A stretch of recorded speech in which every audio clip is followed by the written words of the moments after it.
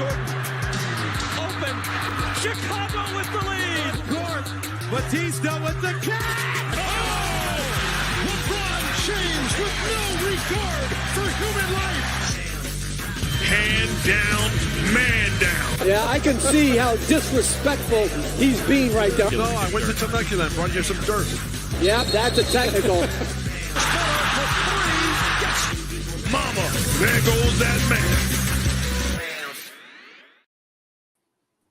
Welcome back to the Bounce. It's a bonus bounce brought to you by Bite Size Sports. James, Johnny NFL, and myself are here to talk NBA Finals Game 3. Fellas, I'm going to be turning it to you early on because I was doing a little best ball drafting on the Rumbles of Red podcast, which you can check out right here as soon as you're done hanging out with us. So, James, we'll start with you, sir. How are you, and how are you feeling after Game 3? Well, Kev, watch your heads, bud, because Christian Brown's coming. He's coming, and it is Brown. I am incorrect. I have been saying it wrong. The Nuggets are back. The Nugs are back, boys. They're I think we're gonna talk a lot of stats, and a lot of people are gonna talk about the first ever 30-20-10 triple-double in the finals game ever. But for me, it was from the jump. The Denver's defensive intensity and pressure and just attention to detail was so much better than it's been. So much better. All right, I like that. I'm going to have some thoughts on that as well. John, what about you, sir? How are you, and what are your thoughts walking out of this Game 3? Yeah, I'm doing well. I'm tired, but I'm also wide awake. It was a fun game for a lot of it. It was really back and forth, but James, I think you're right. The defensive intensity is something that I think might wind up overlooked when you look at two guys with a 30-point triple-double. So it's going to be, Murray and Jokic were on the offensive end. But, that they didn't, what they score, 109? I had 109 points. Yep. That's not the offense being that dominant. The pace was slow. They forced key turnovers down the stretch. I think Miami only had 3 in the first half. But yeah, it was, in Miami felt like they got a little lazy on the offensive side. I don't know if that was just reactionary because there was a lot of pressure. Jokic was fantastic on defense for the most part. He was really good. Yeah, he was on defense too. He was really good. He had a couple blocks. He was in the right spot. It seemed like all night. And yeah, Murray was in his bag too. So I think because he was seeing some Jimmy Butler, he was seeing some Caleb Martin. They were passing him off in the zone a little bit, but he did really well getting to his spots tonight on the offensive side, I'll say. And Jokic stayed pretty aggressive. I think the only other guy in double figures was Christian Brown. Aaron Gordon ended up with 11. Oh, did he? Okay. But yeah. Christian Brown had 15 on 8 shots, 7 of 8. 7 of 8. I want to believe 7 of those shots were dunks. His miss was a 3. Hey, we mentioned it earlier in the series. Yeah, he's been playing in big games his whole life, so he was there not was going to back one down. where he ate crazy contact from Jimmy Butler on one of those too. Yep. He had to finish it with a little, but they slow-moed it and they collided. You see his face just like eat shoulder, and he still finished. He was just locked in, dude. Yeah, every time he touched that ball, it was within 5 feet of the rim. He was exploding. He's going. It was two-handed yams. Like, yeah, he was coming for people's heads tonight. Like, he was great. He was an absolute spark plug off the bench. And he did that in the second quarter of game 2, too. He provided a big spark off the bench for him, too. Yep. And Mike Malone just kind of rolled with him. He just played him. He just let him ride, yeah. Let him ride, yeah. And he stayed effective. Yeah, which credit to him, because not all coaches, I don't personally think, have that kind of confidence to run with a rookie in the most important series of your career. And you have to, so credit to both of them, because as we said, Brown has been through it, through high school, through Kansas. Probably could have played in 2 national championship games if it weren't for 2020. So dude played a lot of meaningful basketball and played it at the highest level and played it when the stakes were its highest. So yeah, if there was a rookie, this is why I like older rookies for teams that are already pretty well set. Like these are the guys you look for, to a much lesser extent, this is why I got excited about Chris Duarte coming to Indiana, where I'm like, ooh, a veteran, played a lot of minutes, is not going to be afraid for this for in these big moments. So Christian Braun, that is huge. My question for you guys is this though: why didn't the Heat just make Jokic a scorer again? I'm very confused because I thought everybody had it all figured out, and all you have to do is just let Jokic do nothing but score, and then you're going to win, right? So that's exactly what you do. Yep. Do I have an untrained eye? Assists, then you're screwed. Yeah. If he gets 10 assists, game over, man. If it's 10, Yeah, if you got the the number looks untrained nice to eye. me, yeah. Untrained eye, Kev. I will stand by Spoelstra on that. Like him just like slamming his hand down, being like, "Are you guys serious? Like this is what we're gonna ask? Like, come on." Yeah. And it hurt because it came from like Ramona Shelburne. Like, Yeah, it came from someone it came from a name like that you equate with being a good basketball journalist. So that's and she's got juice. He must have been kind of fed up with hearing like some form of that question. Yeah, wrong place, wrong time. Because Steve Kerr went and got on his players' podcast the next night and said all of those exact same things. In which I have a tweet right now that's still getting likes that says, "I know it looks that way to the untrained eye." In my response to the Steve Kerr video, because now I don't know where to stand. Because I've always kind of been one of those guys who thought, I don't know, it probably pretty easy to coach Steph Curry and Klay Thompson and Kevin Durant and Andre Iguodala and Andrew Bogut. And, I always thought Mark Jackson got kind of a bad rap. I felt like he did all the hard work with that team. He coached those kids when they were young. He brought them up. And then Steve Kerr has just this awesome team put together. So I'm not to discredit him, but, I've taken a lot of heat over the week for listing Pop and Spo over Steve Kerr on a Twitter thread. But I stand by that. I think Steve Kerr is an above average head coach, but he's closer to average than he is to the upper echelon, in my opinion. So it was kind of funny for one night, Eric Spoelstra to say it looks that way to the untrained eye. And then the very next night, Steve Kerr to go on a 2-minute rant about how, oh, yeah, that's exactly what you have to make Jokic a scorer. That's what you do. That's how you beat him. So now there's a big debate. I don't know where you guys stand on that. Is that just him kind of putting it in layman's for whoever he thinks is the viewer? Or is that because either way, that's like dumbing it down to you know what I mean? Maybe like you're right. Maybe that's the easy way, because if they talked in like actually what they see and talked in NBA terms, I'm not sure anybody could understand it. I could understand it a little bit, but no.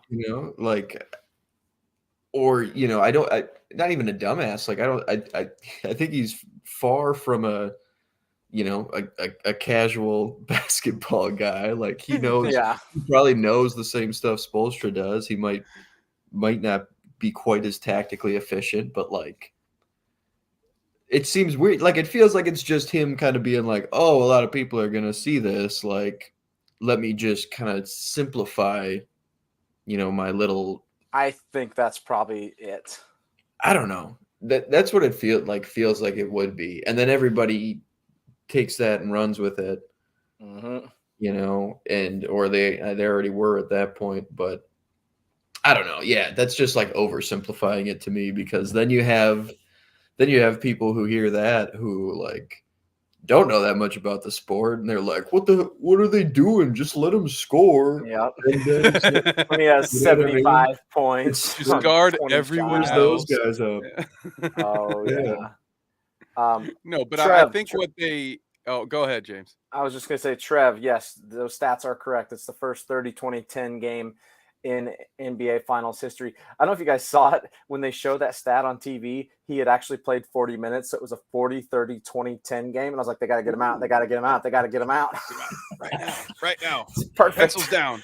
Dude, he had like 7 boards in the first 7 or 8 minutes of the game. Like, he was just 8 points in the first. up. Like he was just he was unstoppable tonight. So Kev, He's also, doing all the do- things. Like you know, should you let him do everything? Is that a recipe for success? that's definitely a recipe for disaster if you let him do everything. Exactly, Yeah, and Everything tonight. that's what I was kind of saying. If to try to maybe add a little more context to this layman's argument, right? When we hear people say you got to make him a scorer, here's what they're really saying. If Jokic can assist to guys like Michael Porter Jr. and get Bruce Brown open threes and Christian Brown cutting baskets still, if you have these guys now, if all of those guys score 8 to 12 points, then you're going to have a much harder time because you're not accounting for those. When you are scouting against this team, you're counting on 30 from Murray, counting on 30 from Jokic, and no more than 10 points probably anywhere else. So I think when people are saying you have to turn him into a scorer, what they're saying is you can't solely focus on Jokic and allow these rotational guys to burn you back door. And you can't allow yourself to drift too far inside, suck into Jokic, and then let him just flick a one-wristed pass into the corner and let these guys bury you from three. That's what they're getting at. Yeah. There was a play, and I can't remember if it was the first or second half. I think it was the second half. They blitzed Jokic, or they blitzed the pick and roll at the very top of the key. Jamal Murray just backs up. It's Bam and one other person guarding him. He gets the ball out. He just zips it, which can't happen, to the Joker, who's standing in the middle of the lane, like towards the free throw line. And he turns, and it's a 4-on-3, and there's guys everywhere. I'm like, you're screwed. Now, I think it ended up as a corner three for Michael Porter Jr., who missed it, but it was wide open, and it was just so easy. And that just is the point. Like, they tried to blitz it. They tried to do something different, tried to change it up, and all Jamal Murray did was zip it to him, and the Joker turned and had the whole world. He could have hit Kev. He could have hit you on that stream wide open for a shot. Like, it was unbelievable. Yeah. Right. So what? Sort of on that. Yeah. No. Sort of on that note, though, too. The way it felt like the Heat were going to start to get some momentum when they started blitzing that pick and roll. They forced the one turnover up top when Murray had to try to get it to Jokic along the kind of at the break. Gabe Vincent picks it off, and then you saw that same thing later in the game where they blitz Murray right at the top of the key.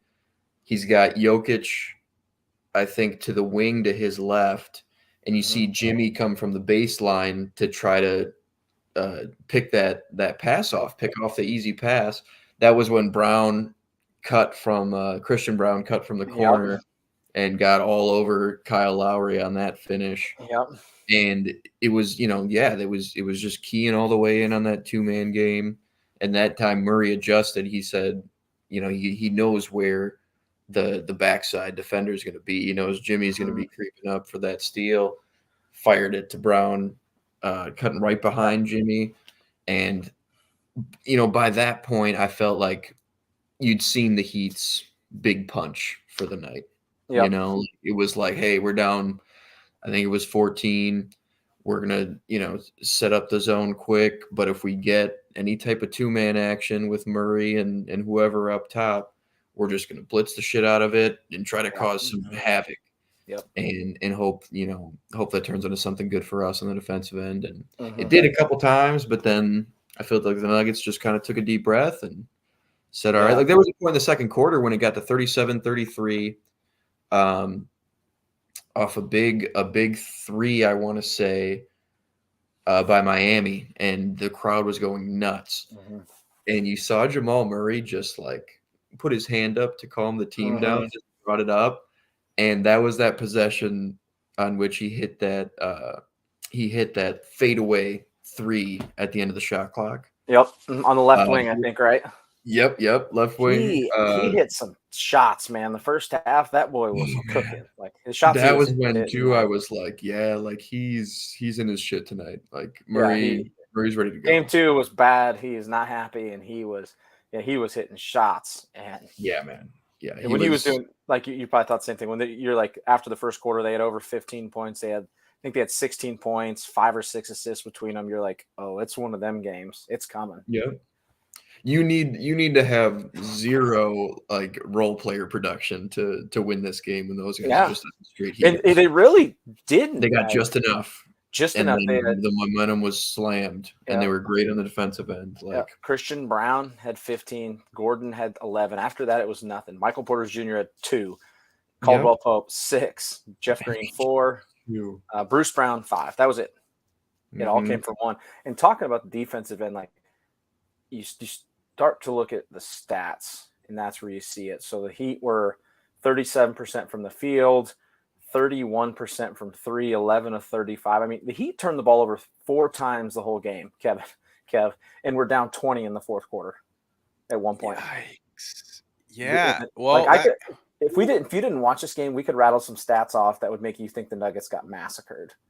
The Nuggets were 5 of 18 from 3. They were 41 of 80 from the field. They had 13 turnovers. If we told you 4 guys scored in double figure, like it's weird. I can't believe the Heat only turned it over 4 times. Now I remember them turning it over, but some of the guys, and then guys like Game 2 heroes, Gabe Vincent and Max Strus combined to go 3 for 17 for 10 points. Gabe Vincent never seemed. He got out of whack early. You remember the 2 fouls back to back? He hopped off. He had 2 fouls. John goes on us. Yeah, he had 2 fouls back to back plays. I think you can still hear me. I'll wait for this point. I froze, so I'm gonna jump out and come back in. But go ahead. Yep, he had the 2 fouls back to back plays in the second quarter. He tried to steal the ball and then he had an out of bounds play. He had bang fouls. Gabe Vincent never seemed right tonight. That was a big absence for the Heat for sure. Yes. Mm-hmm. And I think there was the foul calls that he didn't like. Yep. That seemed to kind of get to his head a little bit. Mm-hmm. And then he was not getting any space either off of any type of pick and roll action he was running. Like they were chasing.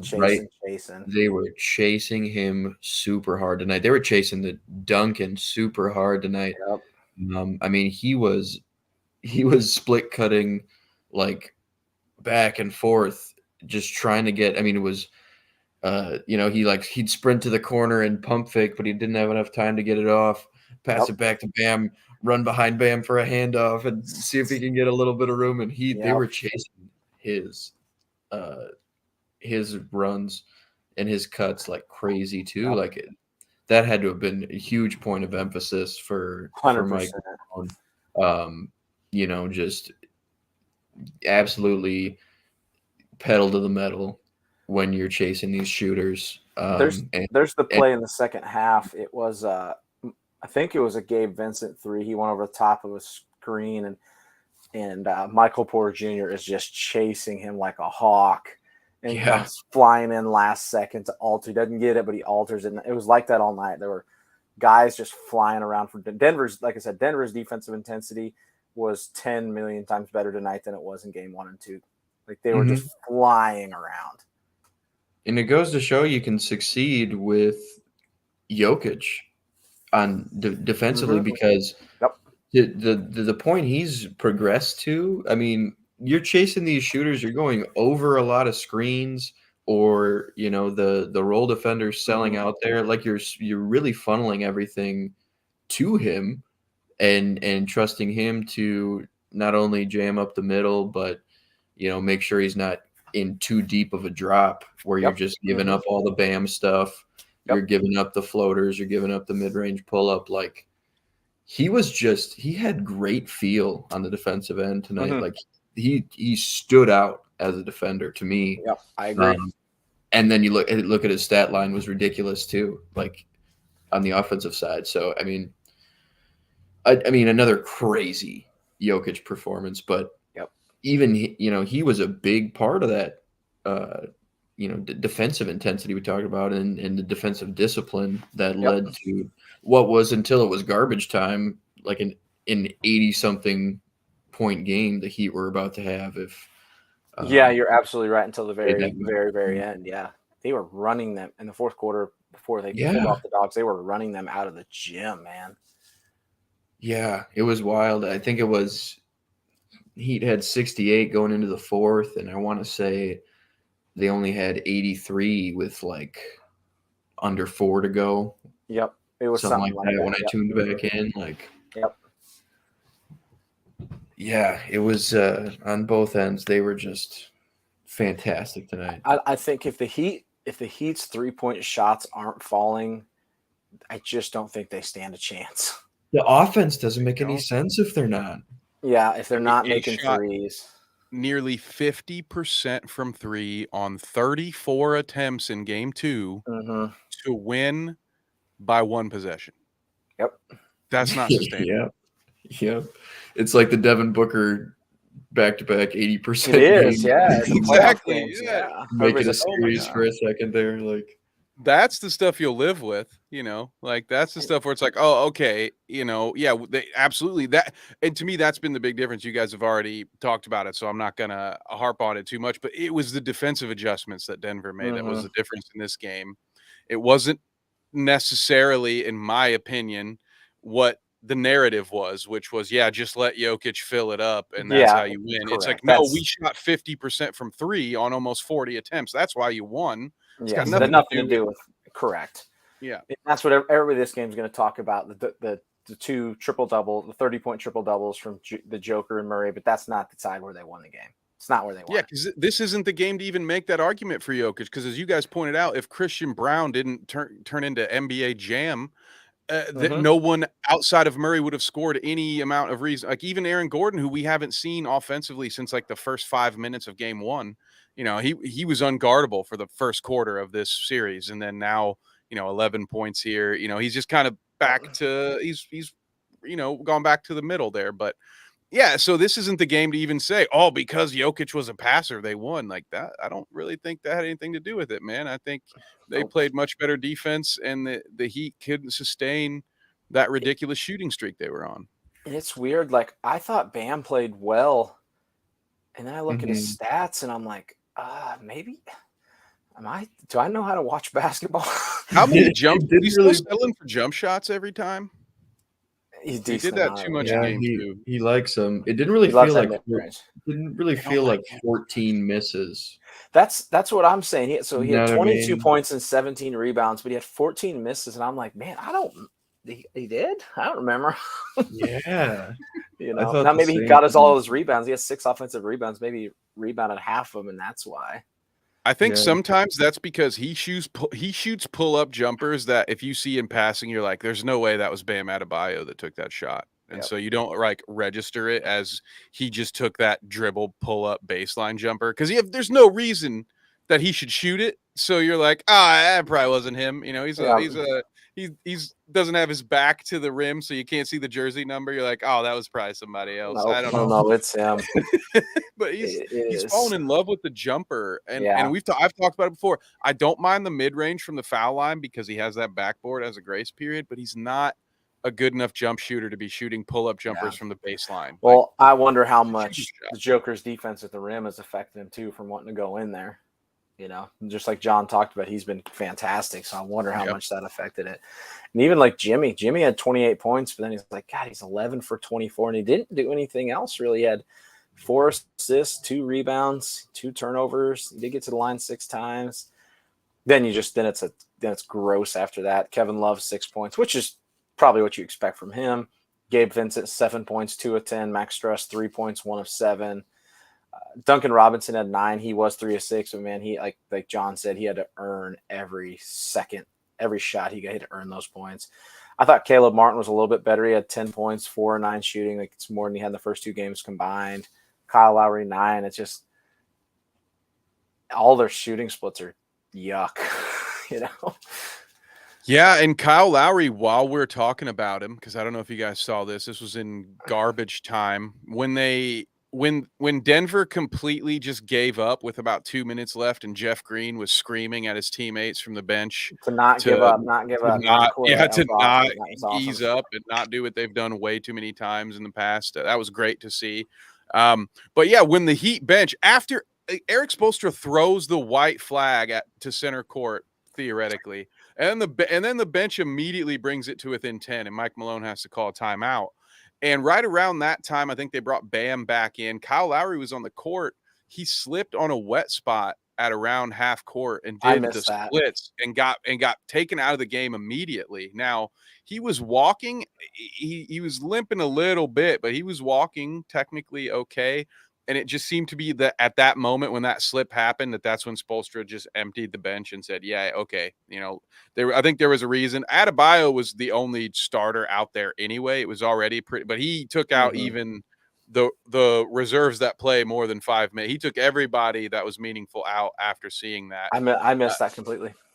Is that going to be concerning, you think? I mean, is that going to change with the Lowry leg injury, and now that they've lost, because Tyler Hero coming out of game 2 into game 3, he said what we have been saying. The three of us right here, we're all saying about, I don't want to mess up the flow. I don't want to screw things up. Well, now that they've lost and they maybe have another injured guard, is it, maybe time to reconsider it? Maybe are they going to press Hero to get out there and do a little more now, or get out I there could see them trying to get him out there, but I think the concerning thing about what the news we heard, what you read, was he's got swelling in that hand. Like, if he's got swelling in it, you can't play him.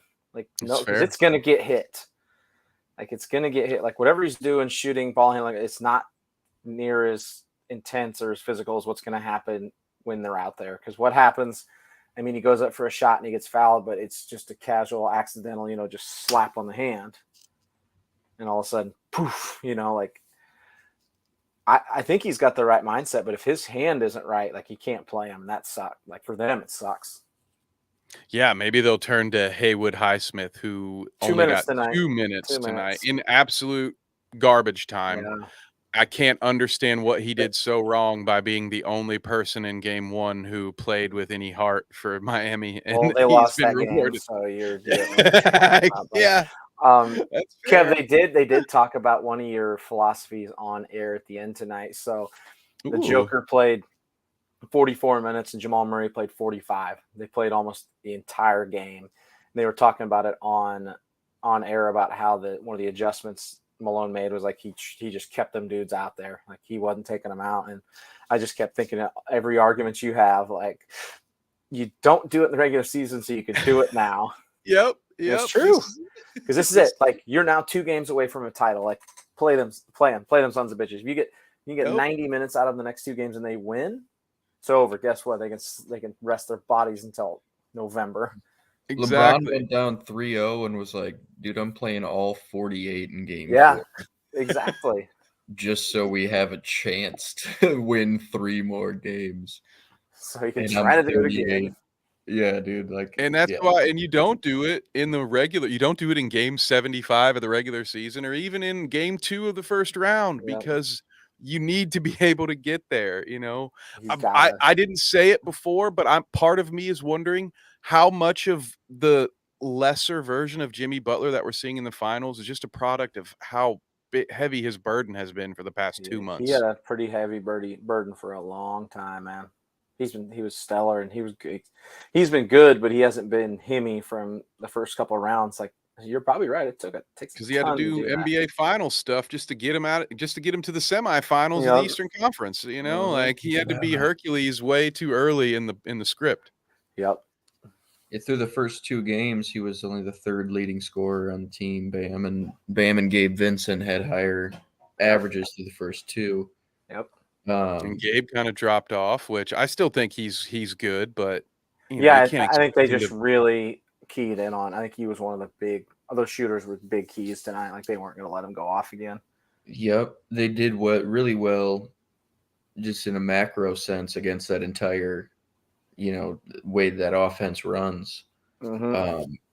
I mean, there were a couple, but I don't remember many open shots that Heat shooters missed. It was a lot of really hard closeouts where they, just felt like they should have had enough time. But I mean, Denver was putting a lot of energy out there on the defensive side. Yep. Like the wings who rotated in Bruce and Christian Brown, Michael Porter Jr., like James mentioned, those guys were hauling ass. It was great effort on that side of the ball for those guys. And they really played their part in that sense where, hey, Jokic and Murray are cooking on the offensive end. So if they're going to run their 2-man game and I can stand on the wing or maybe make a backdoor cut here and there, I'm gonna burn my gas on the defensive side of the ball, and kind of let them shoulder the load on the other side. That's what it felt like to me, because those wing guys were just rotating, closing out super hard, getting their hands in the way of passes, deflections, stopping the ball entirely on any type of 2-man action when it's a Gabe Vincent or a Strus, and they just looked so cohesive. The Nuggets did. Agree. I got caught really off guard, John. I don't know if you saw this. They showed a Nuggets huddle, and Mike Malone was talking some defensive stuff, and all of a sudden in the background you saw DeAndre Jordan start talking over him and telling him what to do. I was like, oh, I completely forgot he's on this team. Yep. So did I. Did you guys hear? You might not have heard this because this was towards the end. Well, you might have, because it was right around the time Jeff Green was calling out his teammates, and Mark Jackson took the time to commend Denver for their veteran rotation because they have Jeff Green, who's played something like 150 playoff games. I saw. I think tonight was his 100th. I think is what. Okay, they said. 100th. Okay, cool. Yeah. It's a lot. And then they have Ish Smith, who maybe doesn't have the same playoff experience, but he's played on a lot of teams. He was pretty vital to the Wizards play-in run a year or two ago. He came out of nowhere and just started having 20-point nights when he had to play to fill in for injuries. And then DeAndre Jordan, and what Mark Jackson said specifically about DeAndre Jordan, which I didn't personally know, was that he said, I've coached against DeAndre Jordan before, and he was calling out every single one of our sets as we were coming up the court. So he was saying in the play-by-play, he's like, I guarantee you that DeAndre Jordan knows every set that and that's just great. That's the that's the leadership. They were talking about how important it was, just like you were, that there are people out, it can't just be the coaches giving instruction. When the bench guys are bought in and they're also actively trying to help, when you can call out, hey, man's in the corner, this, that, you're calling stuff out, that's so helpful. If a guy on the bench recognizes the set being run before the defense, while you guys are running back from that's a huge help. People who don't play, don't coach might not quite understand how helpful that is. You're getting back into position. Someone's already calling out where you need to be next. That's huge. So shout out to those guys, much like Haslam, who we saw. He officially got in the game. 0 minutes on the scorecard, but he played. He got in the game. I couldn't believe they put him in. Reggie Jackson also. Yeah, that's true. Reggie Jackson also played a little bit. The straw that stirs the drink. I don't understand what happened to him in James, you remember, we were kind of excited about his addition to this roster eons ago. When they traded Bones Highland, they were like, dang, that's a good pickup, man. Maybe he's just calling out defensive sets too from the bench, I guess. He averaged, and he played 16 games for him. So when he was playing for the Clippers, he averaged almost 11 a game this year. Went to Denver, averaged 7.9 in just 16 games. And man, he barely played in the play. He's played 5 games in the playoffs for 3.4 minutes a game. I think the problem with Reggie is, and here's maybe in hindsight now that maybe it's why this didn't work. I think he might be a little too ball dominant in order for him to play his game. He needs to have the ball in his hands, and he's more of that. I think Reggie at this point is like a lower version of a Lou Williams, or maybe an end of career Lou. He's a guy you bring off the bench to get you some buckets, and that's about it, right? He's I don't know that he's the guy to run your offense, and I guess I misunderstood or miscategorized, because we really thought, honestly, I never wanted to see them get rid of Bones Highland, but we understood why, right? Because they're in a championship now window. Bones can make some bonehead plays at times, and you Yep. don't want to live it. But if you're only going to play, you could have played Bone Highlands 5 minutes a game and still had him Yep. for the future. It just makes that trade retroactively make absolutely no sense unless they thought they could mold Reggie Jackson into something else. But I don't know. Any other thoughts from you guys about Game 3? I have a question for you about a different point guard before we end with our Game 4 prediction / series prediction updates. If anybody is feeling any nervous, I feel we're probably all feeling a little better than we were after our last. I game. feel a But lot any thoughts? better after. I feel so much better about my predictions right now. Like if the Heat gotta aren't go going to retweet. shoot the ball, oof. Mm-hmm. Yep. I think it's going to be good. But okay, so I have a question for you guys. We're talking about some point guard play, Mhm. and about an hour or two ago, I don't know, in Twitter time, that's like, years in real time. Mhm. Chris Paul is going to Yeah. be waived by the Phoenix Suns. So I guess original thoughts or initial thoughts where you think he might end up. John, we'll start with you, sir. What was your first take on this? Where do you think Chris Paul's going to play? Yeah, one thing I don't like is I've heard the Heat, which I don't even think he's an upgrade over what Kyle Lowry's brought to you in the And playoffs. Kyle's under contract for next And he year, I believe. is as well. another 29 mil owed to Kyle Yeah. Lowry. Mm, Not a huge fan of that one. I've heard Sixers, which, sure, but are you expecting a deep playoff run? Betting on the health of Chris Paul and Joel Embiid, assuming, or are you teaming him and Harden back up, or is Harden going to Houston? And it's, like, oh yeah, there's no way those two don't want to play together again, those two right? want to play together. And outside of that, like, I don't know. I've heard Lakers, I guess, which would be kind of interesting. I've heard That'd be the whole comeback run. Remember when he got traded to LA and the NBA nixed it because the Hornets were technically owned by the NBA? David Stern. It's Yep. one of the many, many reasons I will never buy that man a drink if I'm just kidding.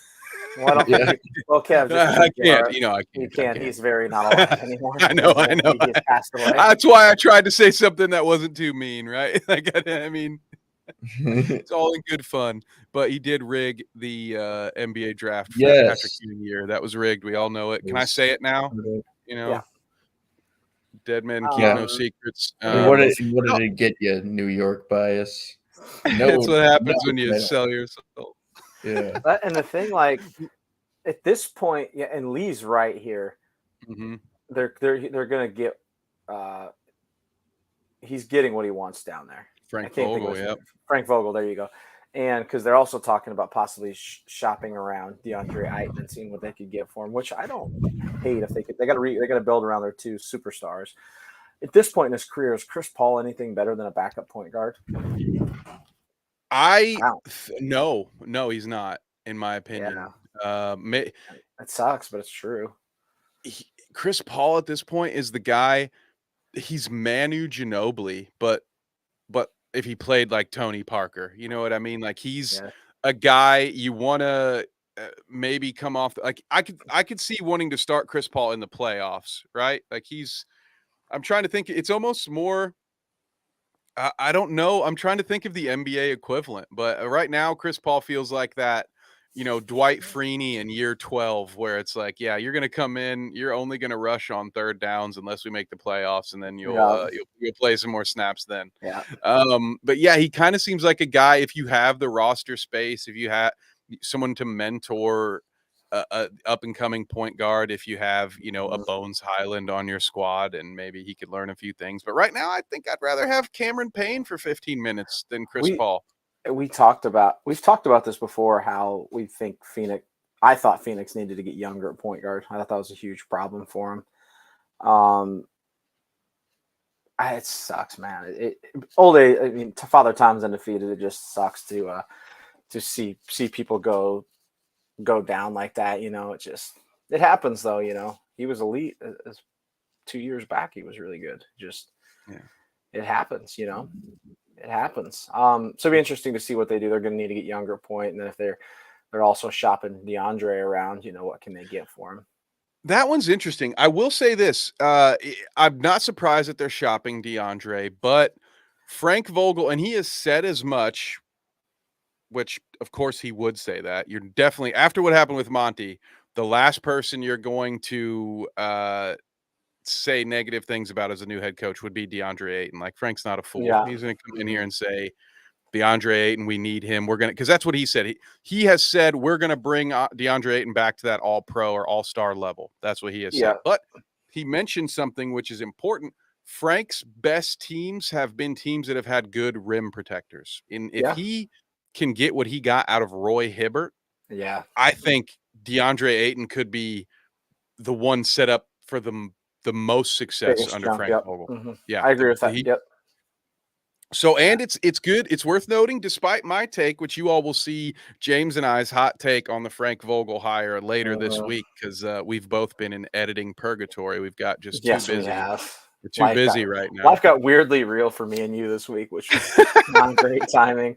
But I still haven't got that Shuey video yet either. We've got the Shuey video. We've got the Vogel take. I've got a Nick Nurse take on the way for you. But the thing that I had mentioned in my Vogel take, spoiler alert, was I KD trade request incoming, but allegedly Kevin Durant has reached out to Vogel and talked about how he's looking forward to playing in his system. There you go. That's good. You'd like to think they talked to him before making that move, but you never know. He's a new owner. You don't know. Yep, you don't. You just don't. I do like, Lee's giving. We do have to give. I like to poke fun at old Dave Stern, but yeah, it wasn't all bad. Dave Stern was pretty good for the league, but he's right. It's absolutely. Dave Stern's also got one of the funniest bits ever. You ever watch David Stern on David Letterman after he retired? No. I'll send it to you. Ooh, okay. They ask him 10 truths about the NBA, and one of them is it's not they don't ask him, he's just reading 10 truths, and one of them is the sound you hear when the basketball go through the hoop is actually an old person standing behind the hoop, and every time a shot goes in, he goes, psh. It's one of the funniest. It's one of the funniest things I've ever seen in my life. It was right after he retired. He went on. It was so fucking funny. I'll find it. I'll find it and send it to you. We'll check that out. And hey, if you want to see it too, the link will be in our Discord, which I check the comments. I've added our link to our Discord in the comment section on whichever service you are watching us from. We do appreciate you for watching. I'm not sure if we're going to get Johnny back. He was having some computer issues there. Yeah. So I will, James, before we can go into our game 4 thoughts and then our predictions for the rest of the series. I know you and I aren't going to change our tune. So was there anything else in the NBA world? Do we do have a show coming up tomorrow, so maybe we'll just prime some of this stuff. For instance, we might have to talk about Zion Williamson tomorrow, but I'm tired. I think I'm not reading those crazy tweets tonight. That's tomorrow's. That's cannon fodder for tomorrow. We're gonna have a debate tomorrow too. At the end of the broadcast today, Jeff Van Gundy argued that a shooting foul. So if a guy goes up and gets fouled but misses just any shot and goes to the free throw line, that he argued that should be an assist. And it's not. So we're going to talk about that tomorrow. That was a great argument on TV, and I was like, dang, I've never really thought of this. So I have a second Van Gundy rule. Okay, let's put 2 Van Gundy rules on debate for the Ledger tomorrow. Okay, so here's the other one he has said. Have you heard the one where he says free throws should be done away with until the fourth quarter, and you should just get the 2 points? I saw this. We'll talk about that. We're going to have a Van Gundyism section tomorrow. He's got some hot takes that when you really think about them, it's like, okay, this isn't as crazy as you think. I would pay money to watch a separate basketball league. Like if they want to do, an LIV thing, but it's like the Van Gundy League. Like let Mhm. let Van Gundy run the G League or something. Like Yeah. I'm all about this fever dream, whatever this Van Gundy Yeah. ball is. Like I want to see it come to fruition, even if it's I not in the NBA. I want to love watch I that. I really like Van Gundy as an announcer, and I wish they wouldn't pair him with Mark Jackson, who's just blah, kind of like he You was know, as a coach, just blah. I know we disagree on that one, which in my defense, it's probably a little bit of that nostalgia homerism. Like I Yeah. grew up doing the Mark Jackson shimmy at T-ball games because that was my point guard when Yep. I was a kid. So I probably have given him maybe more credit than is due, Yeah. but I think yeah, Mark Jackson is just a hand down, man down. Mama, there goes that man. Like Yes. Yep. I think they're both good color commentary guys, but they're both personalities. I think Mark needs to be some like pair Mark Jackson with somebody who doesn't have much personality and let him just be the Yeah. seasoning. Like, unfortunately for Yes. him, Jeff Van Gundy is the steak and the sizzle, so Yes. Mark's kind of Correct. redundant. Yep. Pair Mark with Reggie Miller, who needs it. For the love of God, Yes. I love the no one. You'd be hard pressed to find someone who loves Reggie more than me, but the man is losing me on a daily basis when I have to listen to him in the play by play. He just he just walks the NBA company line too much. He doesn't speak his mind like he did for 20 years when he was a player, which is just so fake. You can see right through it. But also, so put it with his teammate. Him and Mark Mhm. Jackson would have so much chemistry and personality. Like, let me see that. I've had enough of Jackson and Van Gundy. It's good. It's had its run. Let's go. Yep. This is it's a hot take, Lee. It's a very hot take, and I don't know if we agree with it or not, but it's a take. And for what it's worth, Lee, in his pitch, all fourth quarter free throws, like so, all the high pressure free throws would still have to be shot. But no, well, we'll get into it a little bit. But it might be a Well, little baseball-y, right? It might be a Yep. little We're like we gonna see a keep this for problem, we're tomorrow. trying to fix it. We got that for tomorrow. We've Yeah. got game 4, our a little bit more of a preview. We've Yeah, got because game Zion 4 is stuff. Friday.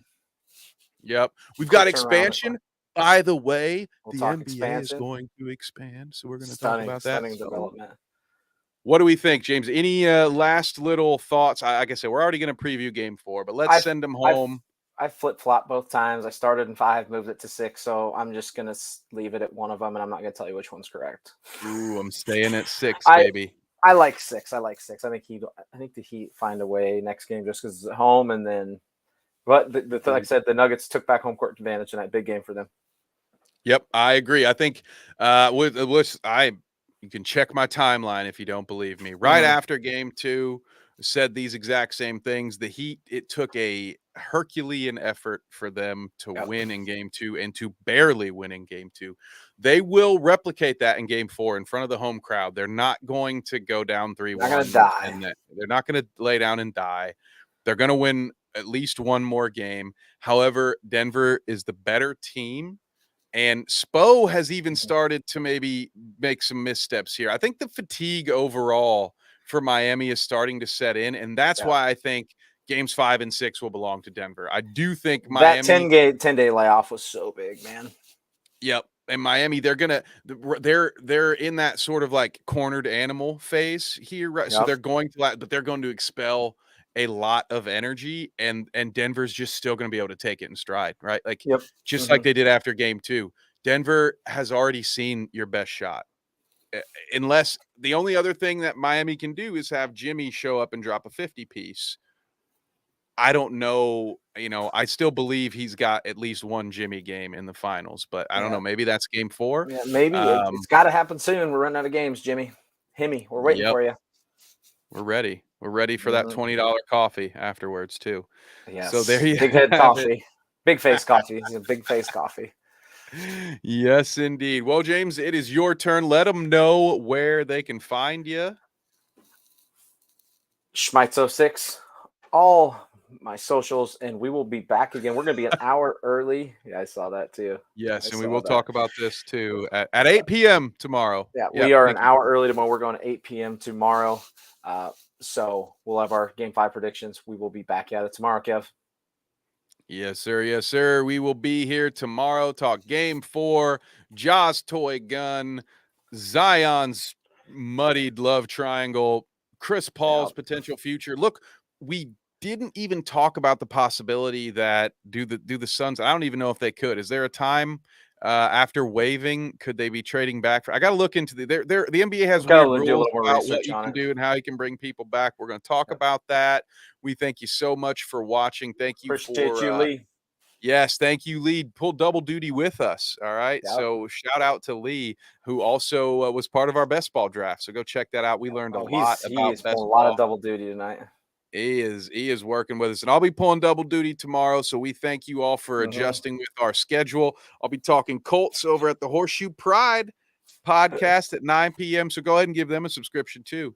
Can't wait to hear about Zion's love track. There's only one Colts story that needs to be talked about right now, and it's this cornerback that's about to get his career ended.